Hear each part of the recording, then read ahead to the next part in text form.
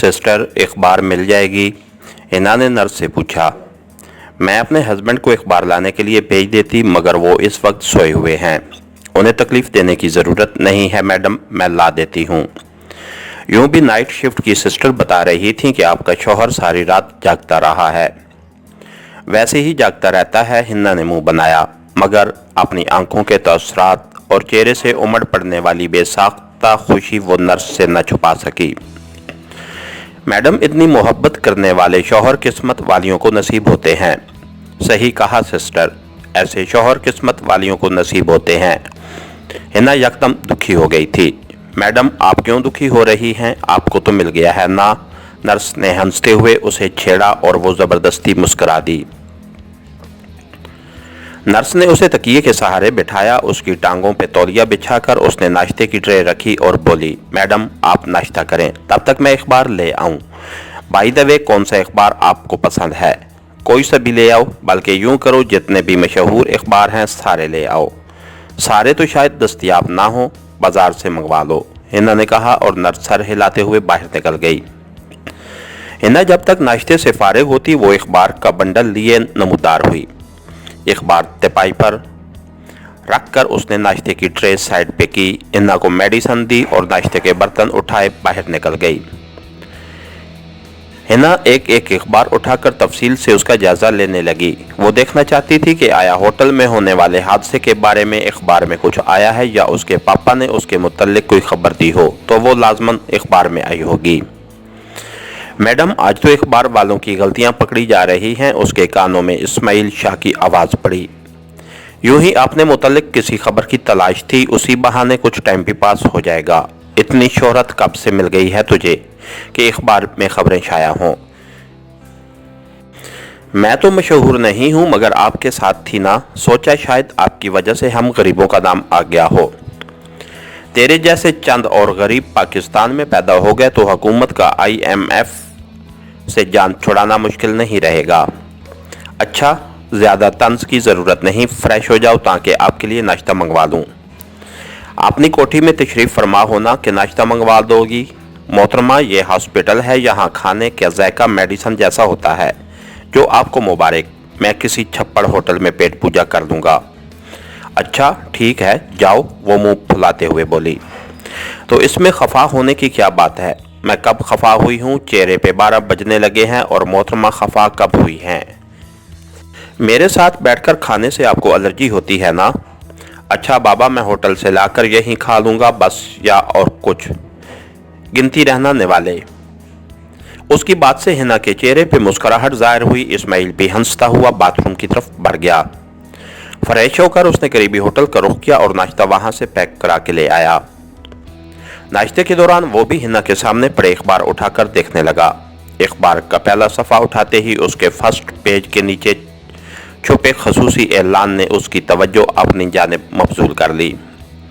उसने जल्दी जल्दी ऐलान पढ़ा। बिलाशुबा वो शहजादी की तरफ से शाया कराया गया था। उसके दिमाग में शहजादी के साथ बीते दिनों की याद ताज़ा हो गई। उसने नज़र उठाकर तकिए से नीम दराज हिना को देखा। वो उसकी जानिब ही मुतवज्जे थी। शहजादी या हिना? उसने अपने दिल से सवाल किया।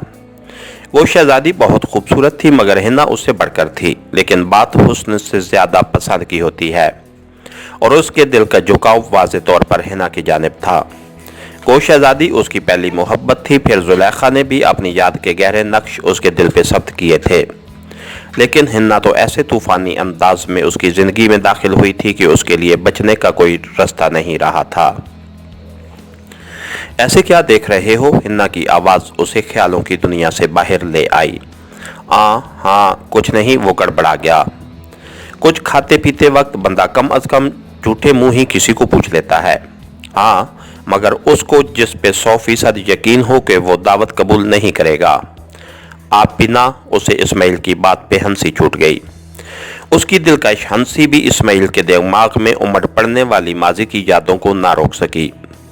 आपको शहजादी जैसी कई मिल जाएंगी, मगर शहजादी को आप जैसा एक भी नहीं मिलेगा। कुछ ऐसे ही अल्फाज थे जो बिछड़ते समय शहजादी के होंठों से निकले थे। शहजादी ने ही तो इस औरत ज़ात के भेद खोले थे। ऐसे भेद, ऐसे इसरार जो अया होकर भी नजर नहीं आते। हर दफा नए दिखाई देते हैं, छू कर भी अनछुए लगते हैं, अपना कर भी पराये लगते हैं, जो कभी बासी नहीं होते, जिससे मर्द सैर नहीं होता, जो ग़िज़ा की तरह इंसान की ज़रूरत बन जाते हैं। फिर उसका मौसन मिर्ज़ा ताहिर सलीम, जिसकी अनायत और करम नवाजी की बदौलत वो इस काबिल हुआ था कि अपने दुश्मन को ललकार सके। शाजी खैर तो है, हिन्ना के लहजे में तशवीश का अंसर नुमाया था। हाँ खैर ही है, ज़रा ये देखो। उसने इश्तिहार का सफ़ा उसकी सिमत बढ़ाया। क्या है ये? हिना जल्दी जल्दी इश्तिहार पढ़ते हुए मुस्तफसर हुई। कहीं आप गाजी शाह बनकर उस दौलतमंद लड़की को फांसना तो नहीं चाहते? मगर इस्माइल के चेहरे पे छाए संजीदगी के असरात देखकर वो गड़बड़ाते हुए बोली, शाहजी सैयद इस्माइल शाह गाजी, आपका पूरा नाम है ना?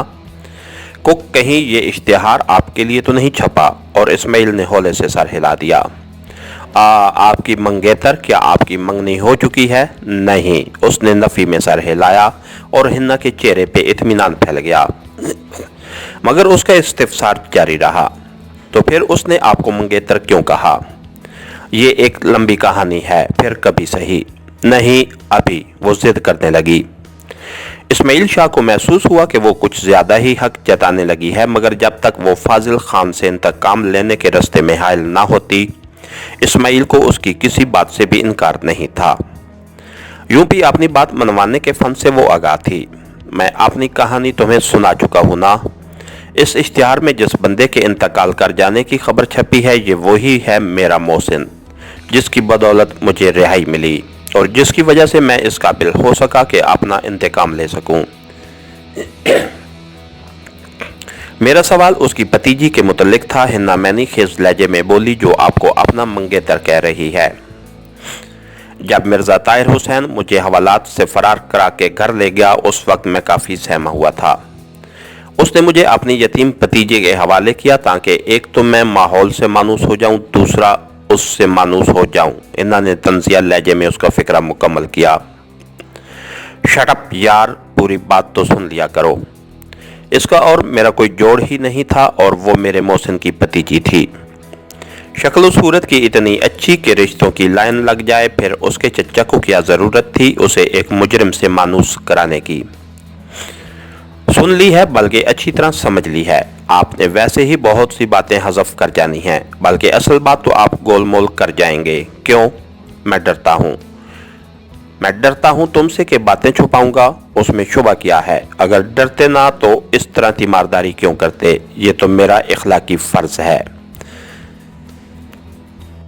कौन है इखलाकी फ़र्ज़? दुश्मन की बेटी के लिए कौन सा इखलाकी फ़र्ज़ होता है? दुश्मन बाप है, बेटी का उसमें क्या कसूर? काश आप पापा को माफ़ कर सकते। हिन्ना का लहजा दुखी हो गया था। ये जंग है मैडम, ज़रूरी नहीं कि मैं ही तेरे पापा को कत्ल कर सकूं। हो सकता है उसका वार चल जाए, यूं भी वो साहिब इख्तियार है, हर किस्म के वसाइल रखता है। मेरे पास क्या है, इस बात का तो मुझे भी डर है। मैं आपकी जुदाई भी तो बर्दाश्त नहीं कर सकती ना। और जहाँ तक पापा का ताल्लुक है तो कोई भी बेटी अपने बाप की मौत गवारा नहीं कर सकती, चाहे उसका बाप कितना ही गुनाहगार क्यों ना हो। पापा की मौत के अलावा मुझे आपकी हर बात कबूल है। हर बात, आप समझ रहे हैं ना? हर बात कबूल है। हर बात से आपकी क्या मुराद है? हर बात से मुराद हर बात है जो आप मुंह से निकालें, अलबत्ता ये ज़रूरी है कि मेरे बस में हो।